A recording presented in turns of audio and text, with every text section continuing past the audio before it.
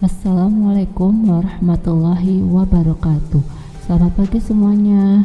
Semoga kalian dalam keadaan sehat dan ceria. Kita akan kembali belajar dalam administrasi umum. Personal administrasi adalah staf atau pegawai yang bertugas untuk menjalankan tugas-tugas administrasi, turut berperan dalam proses penetapan langkah dan kebijakan yang nantinya akan dijalankan di perusahaan yang bersangkutan. Persyaratan personal administrasi: persyaratan pengetahuan, persyaratan potensi, keterampilan, dan persyaratan kepribadian. Persyaratan pengetahuan terdiri dari pengetahuan umum dan pengetahuan terkait bidang pekerjaan, yaitu yang pertama pengetahuan umum yang diperoleh melalui pendidikan formal dan non-formal seperti tingkat SD, SMP, SMA atau SMK dan kuliah, dan untuk yang non-formal bisa melalui kursus-kursus ataupun yang lainnya. Yang kedua, pengetahuan terkait bidang pekerjaan dapat diketahui melalui tahap wawancara ataupun pengalaman kerja calon personel. Dua, persyaratan potensi. Ada potensi fisik dan potensi non-fisik. Potensi fisik adalah kekuatan pribadi yang berwujud kondisi fisik atau jasmani. Untuk potensi non-fisik adalah kekuatan pribadi yang meliputi kecerdasan intelektual, emosional, spiritual, dan kecerdasan sosial. Untuk potensi fisik itu meliputi sebagai berikut: penampilan fisik dan wajah, misalnya wajah yang cantik atau tampan, serta tubuh yang tergolong tinggi dan gagah. Kualitas indera: kemampuan melihat, mendengar, meraba, dan mencium yang tergolong baik ataupun sebaliknya. Yang ketiga, daya tahan tubuh, misalnya tubuh yang sehat, segar, bugar, kuat, dan kesehatan yang baik secara umum ataupun sebaliknya. Nah, untuk potensi non-fisik itu ada kecerdasan intelektual, yaitu intelligence quotient. Menurut Martin Pali, intelijensi adalah keseluruhan kemampuan individu yang berpikir dan bertindak secara terarah serta mengolah dan menguasai lingkungan secara efektif. Yaitu menurut Martin Pali pun menggambarkan taraf kecerdasan seseorang dengan memberikan penilaian seperti misalnya dari 0 sampai 79 itu kemampuan intelektual rendah, prestasi minimal tidak ada. Untuk EQ-nya 80 sampai 89 itu kemampuan intelektual di bawah rata-rata, prestasi minimal 5,5. 90 dan 109 itu kemampuan intelektual rata-rata, nilai prestasinya minimal 6. Dan EQ 110 sampai 119 itu kemampuan intelektual di atas rata-rata, prestasi minimal 7. 5. 120 sampai dengan 135 itu kemampuan intelektual superior, prestasi minimal 9. Dan kecerdasan emosional. Menurut Daniel Goleman, EQ adalah kemampuan individu untuk mengenali emosi atau perasaan diri seseorang dan emosi orang lain, memotivasi diri sendiri, serta mengelola emosi itu baik pada diri sendiri dan dalam hubungannya dengan orang lain. Ciri-ciri seseorang dengan kecerdasan emosional adalah: 1. Dapat memotivasi diri sendiri dan orang lain. 2. Tidak mudah stres dan frustasi saat menghadapi masalah. 3. Dapat mengatur dan mengendalikan suasana hati. Yang keempat, mudah berempati. Dan untuk kecerdasan spiritual atau spiritual quotient, kecerdasan spiritual merupakan kepekaan batin seseorang untuk melihat antara sesuatu yang baik dan sesuatu yang buruk. Ciri-cirinya: pantang menyerah dan tidak mudah berputus asa, bersifat optimis dan penuh asa, memiliki sifat tenang, menganggap bahwa dirinya adalah milik Tuhan, selalu berserah diri dan berdoa. Yang terakhir, kecerdasan sosial, social quotient. Seseorang yang mempunyai kecerdasan intelektual dan emosional ternyata belum menjamin kesuksesan seseorang dalam bergaul dan berinteraksi sosial. Dengan demikian, diperlukan kecerdasan lainnya yang lebih mengoptimalkan EQ dan IQ. Kecerdasan tersebut adalah kecerdasan sosial. Ciri-cirinya yang mempunyai kecerdasan sosial adalah mempunyai kepekaan sosial, mampu berkomunikasi dengan baik terhadap orang lain, mempunyai perasaan empati terhadap orang lain, mempunyai pengertian atau pemahaman terhadap orang lain. Nah, untuk selanjutnya persyaratan keterampilan, yaitu terdiri dari menghimpun, mencatat, mengolah, menggandakan, mengirim, dan yang terakhir menyimpan. Untuk menghimpun, yaitu kegiatan menghimpun meliputi kegiatan mencari, mengusahakan, dan mengumpulkan semua data atau keterangan-keterangan yang berhubungan dengan pekerjaan kantor. Nah, jika data tersebut belum ada, ketika data tersebut sudah ada tetapi masih berserakan, nah seketika data tersebut telah terhimpun dan siap digunakan. Untuk mencatat, kegiatan mencatat meliputi pencatatan data atau keterangan terkait pekerjaan secara manual dengan menggunakan alat tulis. Nah, pada kegiatan ini, kemampuan dalam menghasilkan tulisan yang baik, mudah terbaca, serta merangkum inti materi dengan padat dan jelas sangat diperlukan. Kegiatan mencatat menghasilkan data atau keterangan berwujud tulisan yang dapat dibaca, dikirim, dan disimpan. Mengolah, kegiatan mengolah meliputi pengolahan data atau keterangan terkait pekerjaan yang ditangani dengan menggunakan peralatan tertentu. Contoh dari kegiatan mengolah adalah pengetikan surat menggunakan komputer atau mengirimkan surat elektronik atau email.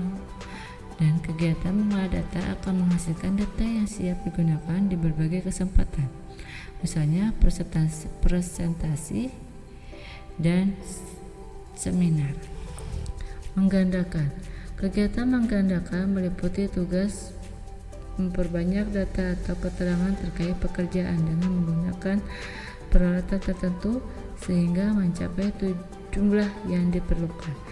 Contohnya, kegiatan memperbanyak data atau keterangan berupa pengumuman menggunakan mesin fotokopi yang nantinya akan digunakan oleh semua personel di kantor. Mengirim, kegiatan mengirim merupakan kegiatan menyampaikan data atau keterangan-keterangan dengan menggunakan jasa perantara, misalnya kurir, pos, atau agen dari satu pihak ke pihak lainnya. Contoh dari kegiatan mengirim adalah mengirimkan surat atau paket kepada klien dan kolega perusahaan.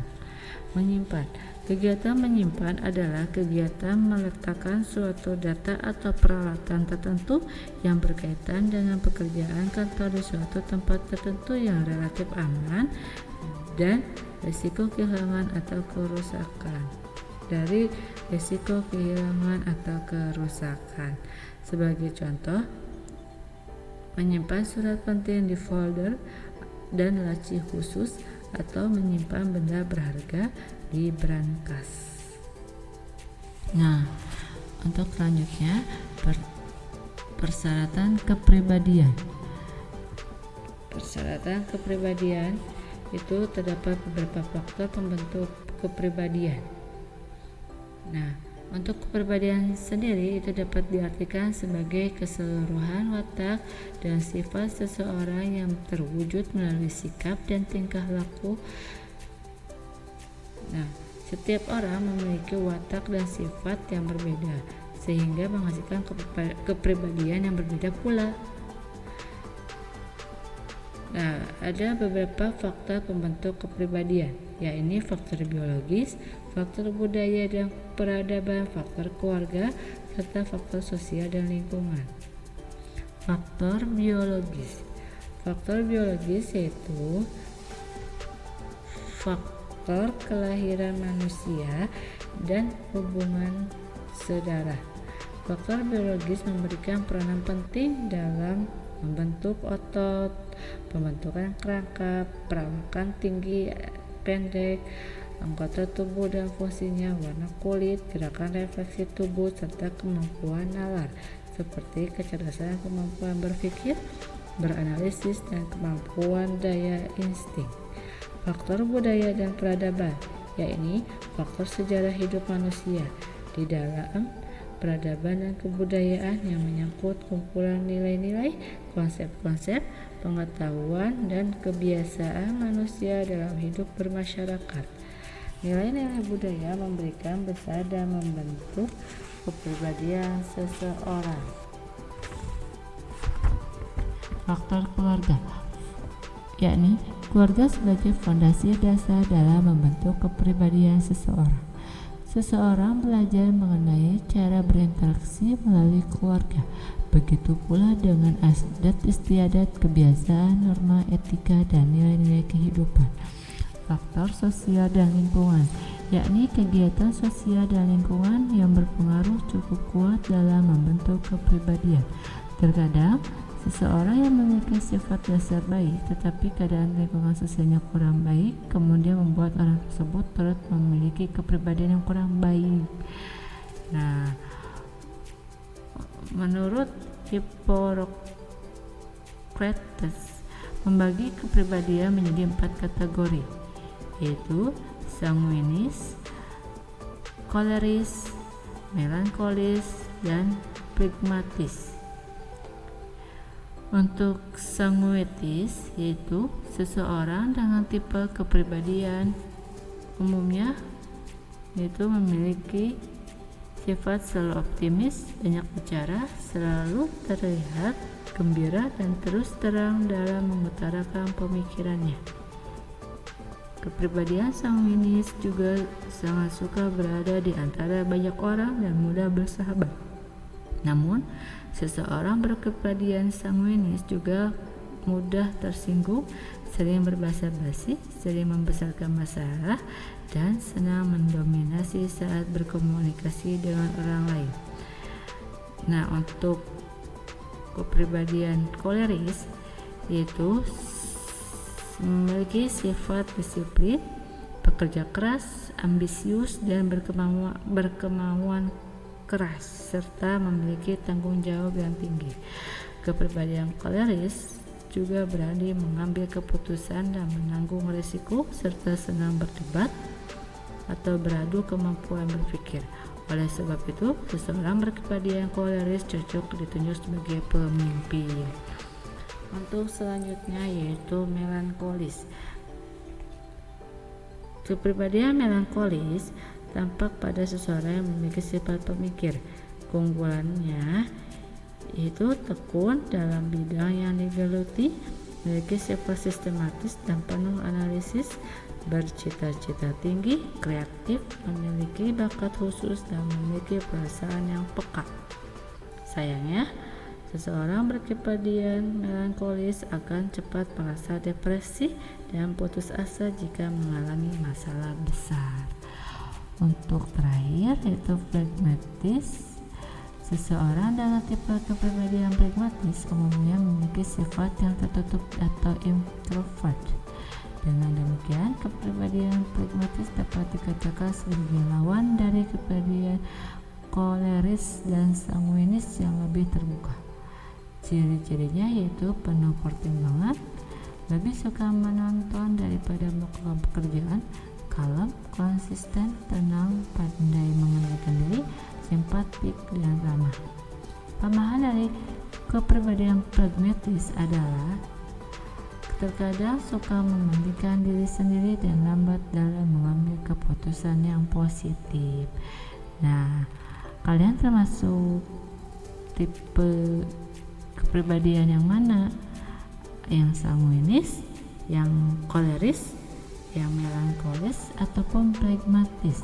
Jadi di sini ada kekurangan dan kelebihannya ya. Nah, untuk ciri khas kepribadian yang mudah dikenali biasanya mencakup hal-hal sebagai berikut: cara bicara dan cara berjalan. Ciri khas pertama yang membedakan kepribadian individu yang satu dan individu yang lainnya adalah cara berbicara dan cara berjalan. Perbedaan dari cara berbicara antar individu meliputi perbedaan kecepatan bicara dan perbedaan pemilihan kata. Meliputi kebiasaan berbicara lambat dan berbicara lambat. Seseorang yang berbicara dengan tempo cepat biasanya adalah seseorang yang dengan rasa percaya diri dan penuh energi. Sedangkan seseorang yang berbicara dengan tempo lambat biasanya seseorang yang penuh pertimbangan, tenang, dan agak pemalu. Dari segi pemilihan kata, seseorang yang supel dan mudah bergaul biasanya menggunakan kosakata yang spontan terucap. Sementara itu, seseorang yang pemalu dan cenderung tertutup biasanya memiliki kosakata yang telah dipikirkan baik-baik sebelumnya atau tidak asal bicara. Nah, perbedaan cara berjalan juga dapat menunjukkan kepribadian seseorang. Seseorang yang percaya diri umumnya berjalan dengan langkah cepat. Seseorang yang tertutup umumnya berjalan dengan agak menunduk. Nah, kalian berjalannya cepat atau menunduk? Ayo dipikirkan kembali ya. Untuk sikap badan pada saat duduk, kepribadian seseorang juga dapat tampak melalui sikap badan saat duduk. Terdapat beberapa etiket duduk yang umumnya ditampilkan oleh seseorang profesional. Di antaranya tidak menyiapkan kaki saat berhadapan dengan orang lain, terutama atasan, atau tidak menjulurkan kaki.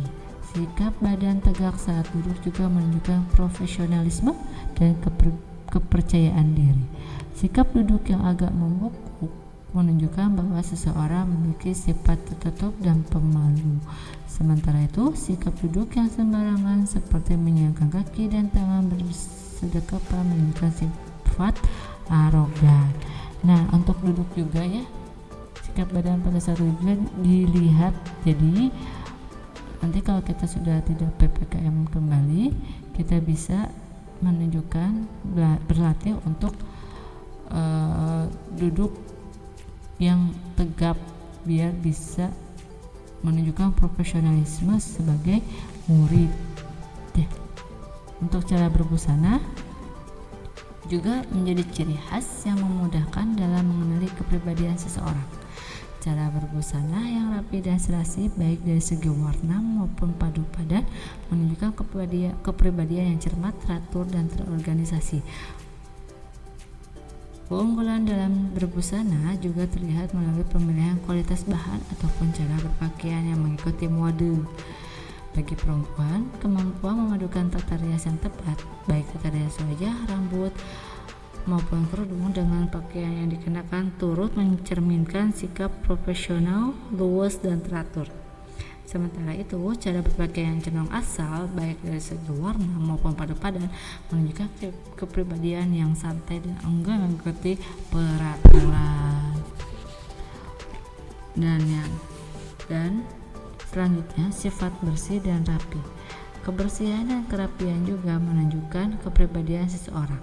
Kebersihan dan kerapian tidak hanya dilihat dari cara berbusana, tetapi juga cara memperlakukan barang-barang di lingkungan sekitar. Sama halnya dengan cara berbusana, seseorang yang selalu menjaga kebersihan dan kerapian barang-barang miliknya atau barang-barang di sekitarnya menunjukkan bahwa ia memiliki sifat yang apik dan teratur. Kegemaran meletakkan barang pribadi atau ornamen di meja turut menunjukkan bahwa pegawai tersebut memiliki sisi artistik, mudah memiliki keterikatan, dan cenderung introvert. Sifat yang berkaitan dengan menjaga kesehatan diri. Tingkat kesehatan diri terus mencerminkan kepribadian seseorang.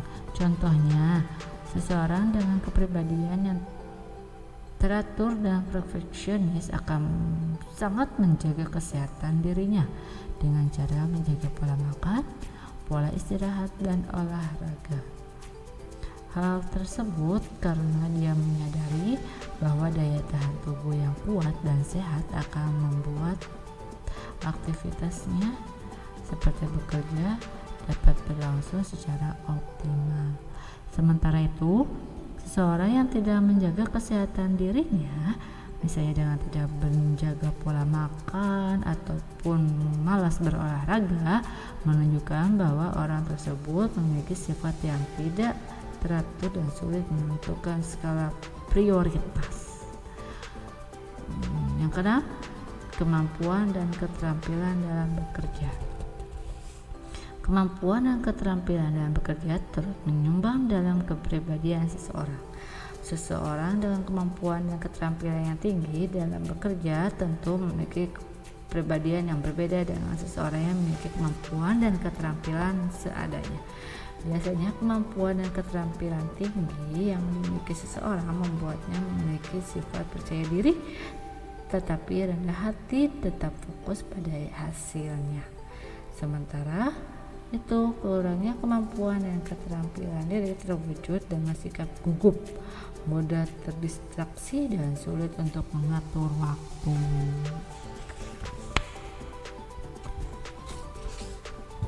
Sifat agamis yang berkaitan dengan segi kerohanian. Kuatnya sisi agamis atau religius yang dimiliki seseorang akan tampak dan turut menjadi ciri kepribadian seseorang.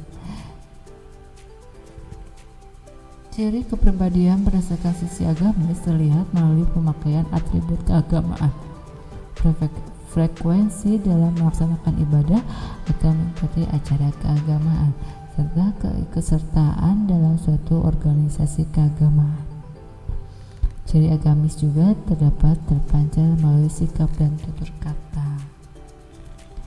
Nah, untuk salah satu kepribadian yang diperlukan oleh seseorang personel administrasi adalah sebagai berikut: loyalitas, tekun dan rajin, kesabaran, kerapian, dan dapat menyimpan rahasia. Untuk loyalitas yaitu kesetiaan terhadap perusahaan dan pekerjaannya sehingga tercipta sense of belonging atau rasa memiliki dan saling menjaga.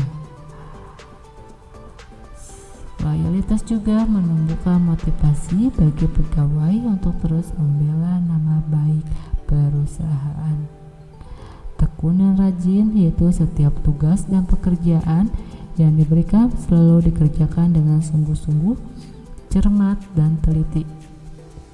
Apabila penanganan pekerjaan tidak dilakukan dengan tekun dan sungguh-sungguh, kemungkinan besar pekerjaan tersebut tidak dapat selesai dengan baik. Akibatnya, hal tersebut membawa kerugian bagi perusahaannya. Kesabaran. Sabar tidak selalu diidentikan dengan lamban. Sabar sebagai syarat kepribadian personel administrasi bermakna teliti dalam pekerjaan, tidak cepat putus asa ketika menemukan kesulitan, serta ulet dalam melaksanakan setiap pekerjaan yang diberikan kepadanya. Kerapian. Seorang personel administrasi harus memiliki sikap rapi, yakni dapat menyelesaikan pekerjaan dengan baik, tertata rapi, dan tidak berantakan atau acak-acakan. Kerapian seorang personel administrasi tidak hanya terkait masalah pekerjaan, tetapi juga lingkungan tempat kerja dan hal-hal yang bersifat fisik, seperti cara berpakaian, sikap santun, dan bahasa tubuh yang tepat saat menghadapi klien atau tamu juga dapat dikategorikan sebagai nilai kerapian personel administrasi. Yang terakhir, dapat menyimpan rahasia. Seorang personel administrasi yang baik dan bertanggung jawab adalah personel yang dapat menjaga dan menyimpan rahasia perusahaan. Kebocoran rahasia perusahaan dapat menimbulkan kerugian besar, baik bagi perusahaan maupun pihak yang membocorkan. Terlebih jika kebocoran tersebut sampai diketahui oleh perusahaan pesaing. Nah, untuk tugas kelompok yaitu yang pertama, carilah artikel atau tulisan di media cetak atau internet terkait pengertian dan tugas personel administrasi. Kedua, Buat daftar terkait nama personel administrasi di lingkungan sekolah Anda beserta tugas yang menjadi tanggung jawab mereka. Ketiga, bandingkan tugas personel administrasi di sekolah Anda dengan tugas administrasi yang Anda temukan dalam artikel. Apa sajakah persamaan dan perbedaannya? Tulislah hasil perbandingan tersebut pada selembar kertas, lalu kumpulkan pada Ibu di hari Kamis tanggal 26 Agustus jam 2 siang di lokasi atas. Per kelompok 1 orang saja ya yang ke sekolah lokasi atasnya, jangan berkerumun dan tetap semangat dan selalu ceria. Assalamualaikum warahmatullahi wabarakatuh. Bye bye.